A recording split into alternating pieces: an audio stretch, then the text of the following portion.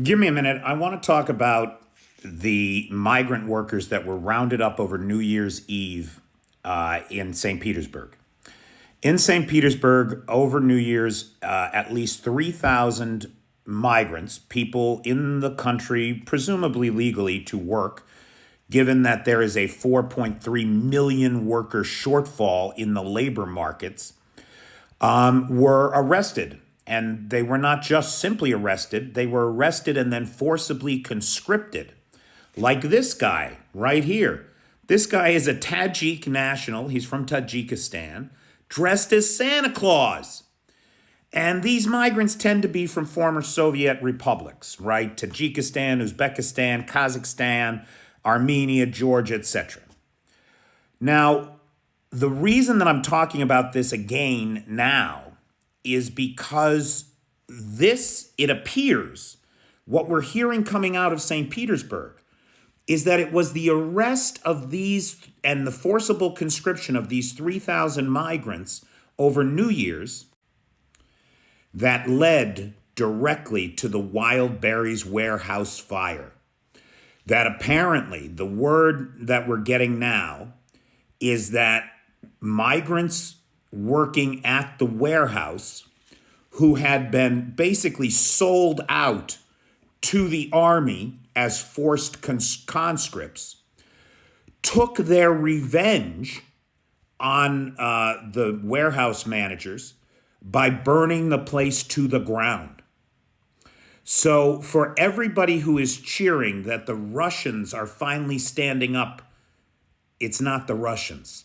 Or at least it doesn't look like that. It's tough to tell, right?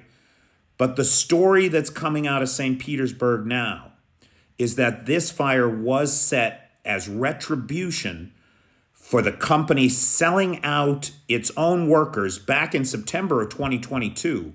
As many as 3,000 migrants at the Wildberries warehouse in Kolodiko, Russia, were forced out of the warehouse into the waiting arms of the police, where they were arrested and immediately conscripted. And apparently this has been happening. Snatch gangs wait for the migrants to come out from work and take them off to the army. Now, this is why in the United States we have a strictly volunteer force. Why, up until now, it's been a strictly volunteer Ukrainian army.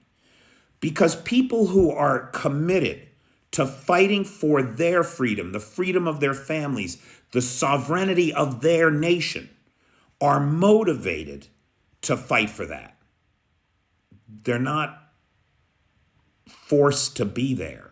They've chosen to be there. And that gives you a moral will in the face of adversity that a conscripted army of forced labor will never enjoy.